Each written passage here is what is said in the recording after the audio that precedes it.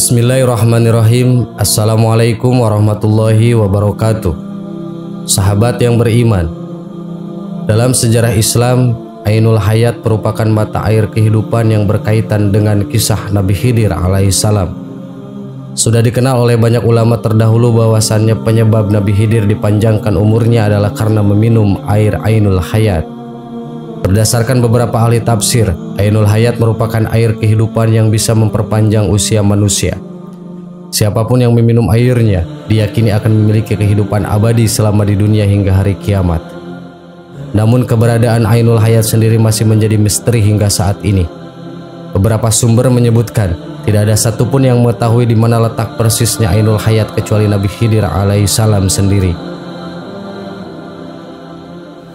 Misteri Ainul Hayat dan kisah perjalanan mencari mata air keabadian.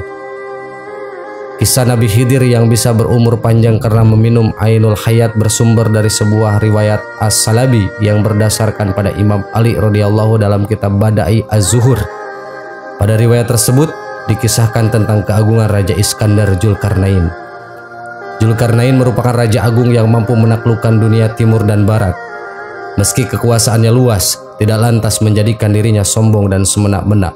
Justru sebaliknya, Dzulkarnain menjadi salah satu raja yang beriman dan bertakwa kepada Allah Subhanahu wa Ta'ala. Suatu ketika di sekitar tahun 322 sebelum Masehi, Dzulkarnain berjalan di atas bumi menuju ke tepi belahan bumi yang lain. Sebutan ini dikenal sebagai sebelum ada istilah timur dan barat. Dalam perjalanan tersebut, Allah mengutus malaikat Rafail untuk mendampingi Dzulkarnain. Di tengah perjalanan, Dzulkarnain berkata kepada malaikat Rafail, "Wahai malaikat Rafail, ceritakanlah kepadaku tentang ibadah para malaikat di langit." Malaikat Rafail kemudian menjawab, "Ibadah para malaikat di langit diantaranya ada yang berdiri tidak mengangkat kepalanya selama-lamanya, ada yang sujud tidak mengangkat kepala selama-lamanya, dan ada pula yang ruku tidak mengangkat kepala selama-lamanya." Mendengar jawaban malaikat Rafail tersebut, Dzulkarnain termenung. Di benaknya muncul keinginan untuk melakukan ibadah yang sama seperti halnya malaikat. Dzulkarnain memang diketahui sebagai raja yang senang melakukan ibadah kepada Allah Subhanahu wa Ta'ala. Di tengah ketermenungannya, malaikat Rafail kemudian berkata, "Sesungguhnya Allah telah menciptakan sumber air di bumi, namanya Ainul Hayat, sumber air kehidupan.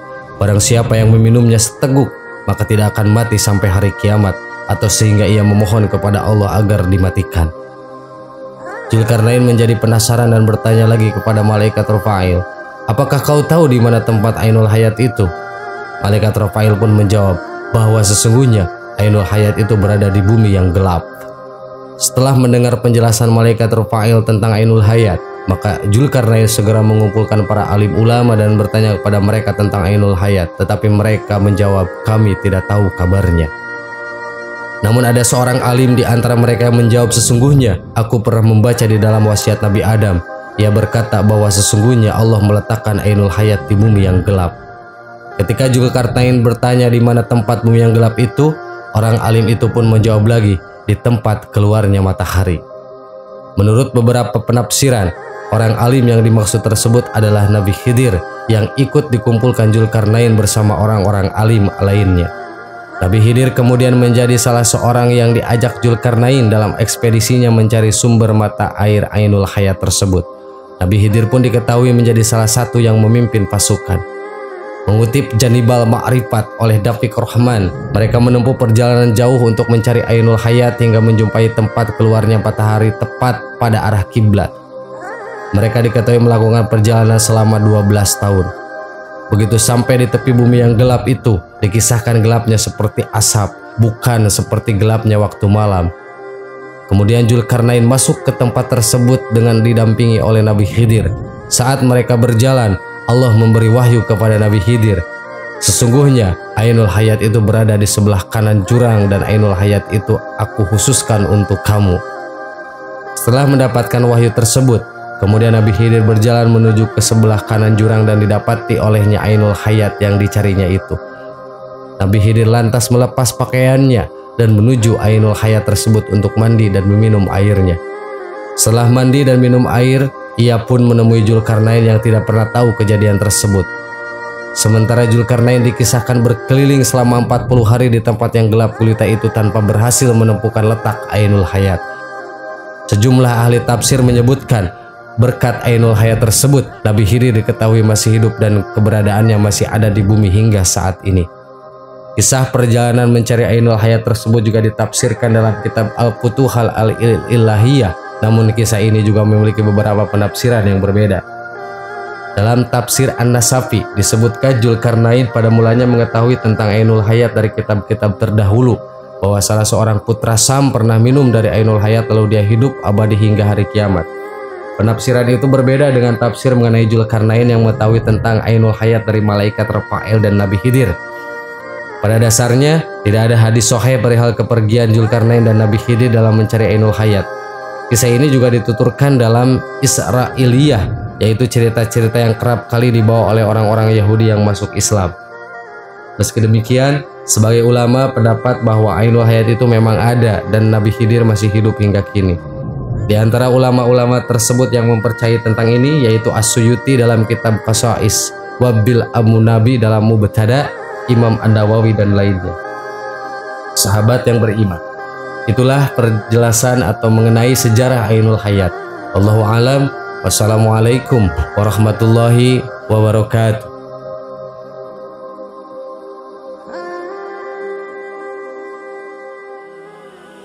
Bismillahirrahmanirrahim. Assalamualaikum warahmatullahi wabarakatuh.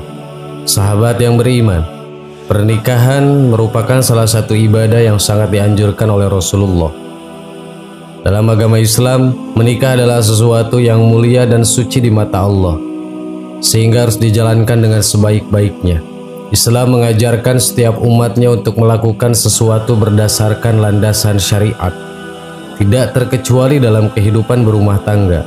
Jangan melanggar apa yang telah diatur dalam syariat, apalagi sampai membuat peraturan sendiri. Sayangnya, di luar sana masih banyak para istri yang menganggap remeh tindakannya kepada suami, tanpa menyadari bahwa tindakan tersebut termasuk dosa besar yang menjerumuskan mereka ke dalam neraka. Maka tidak heran bila kaum perempuan lebih banyak menjadi penghuni neraka dibanding kaum laki-laki.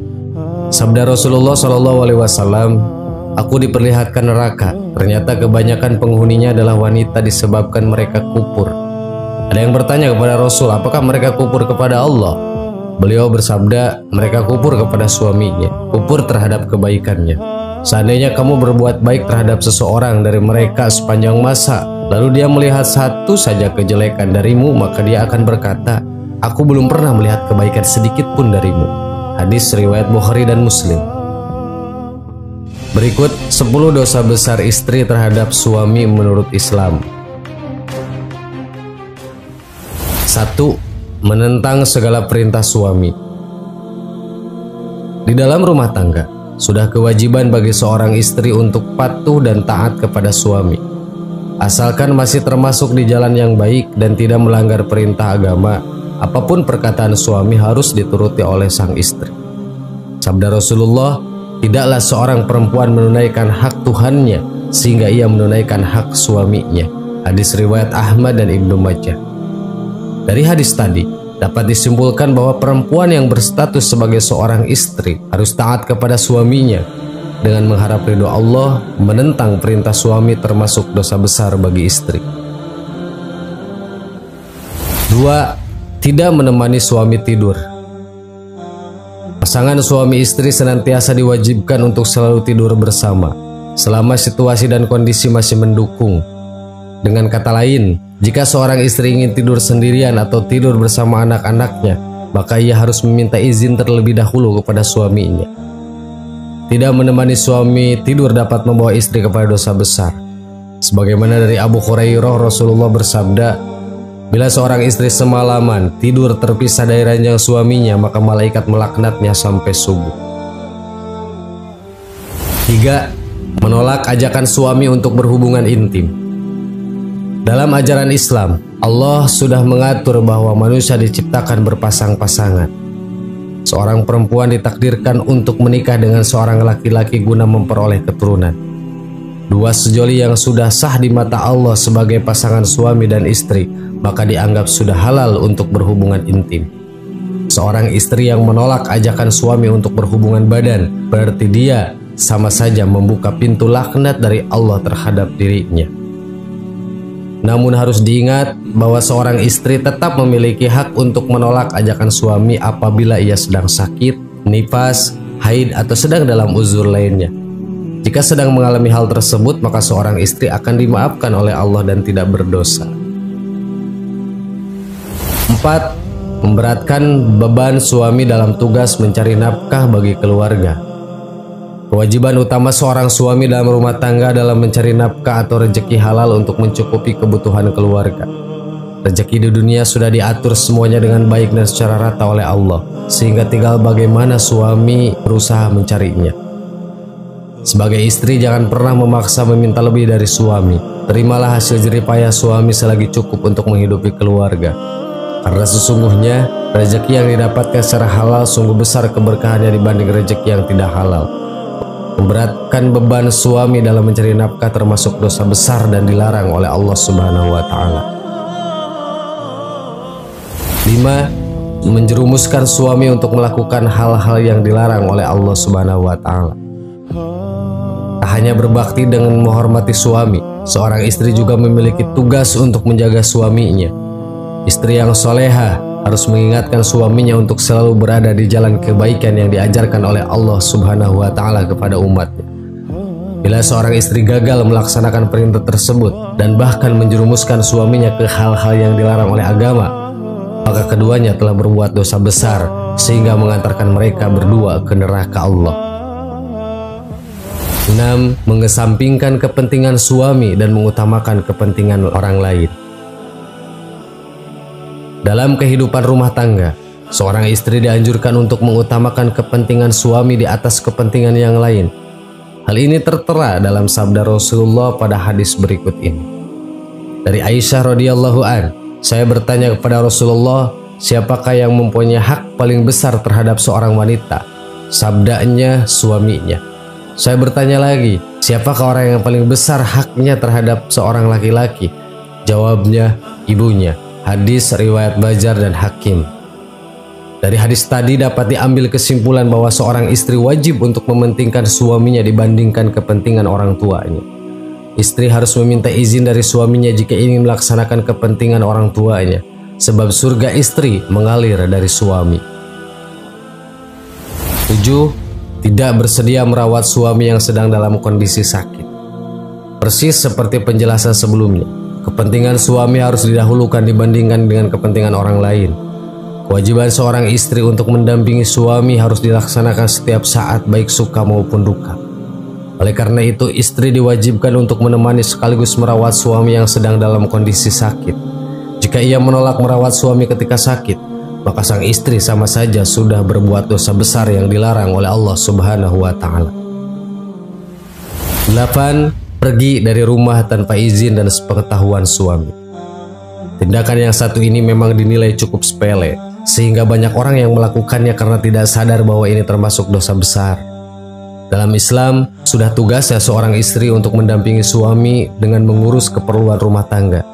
Jika istri ingin pergi dari rumah untuk keperluan tertentu, maka harus melalui izin suami terlebih dahulu. Jika pergi tanpa izin dan tanpa sepengetahuan suami, maka itu sudah melanggar apa yang diajarkan oleh Islam.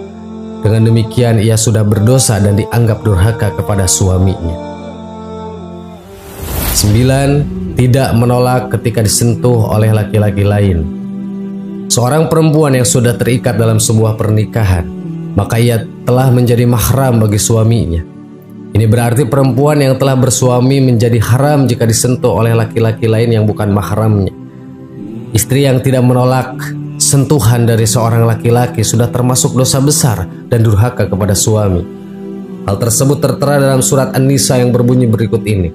Maka wanita-wanita yang soleh itu ialah yang taat lagi memelihara dirinya dan harta suaminya dikala suaminya tidak ada, sebagaimana Allah telah memeliharanya. Quran Surat An-Nisa ayat 34. Rasulullah menjelaskan bahwa seorang istri yang membiarkan dirinya disentuh laki-laki lain, maka ia boleh diceraikan. Allah juga akan menurunkan azab kepada para istri yang berbuat demikian. 10. Menceritakan tentang fisik perempuan lain kepada suami. Jangan pernah membicarakan sesuatu yang dilarang dan dibenci oleh Allah. Sudah seharusnya kita sebagai seorang perempuan untuk menjaga rahasia yang tidak boleh diketahui siapapun, terutama menceritakan tentang fisik perempuan lain kepada suaminya sendiri. Hal tersebut tertera dalam hadis Bukhari dan Muslim yang berbunyi, dari Ibnu Mas'ud ujarnya, Rasulullah Shallallahu Alaihi Wasallam bersabda, seorang wanita tidak boleh bergaul dengan wanita lain, kemudian menceritakan kepada suaminya keadaan wanita itu, sehingga suaminya seolah-olah melihat keadaan wanita tersebut. Hadis riwayat Bukhari dan Muslim. Sahabat yang beriman, itulah 10 dosa besar istri kepada suaminya. Na'udzubillahi min dzalik. Wallahu a'lam. Wassalamualaikum warahmatullahi wabarakatuh.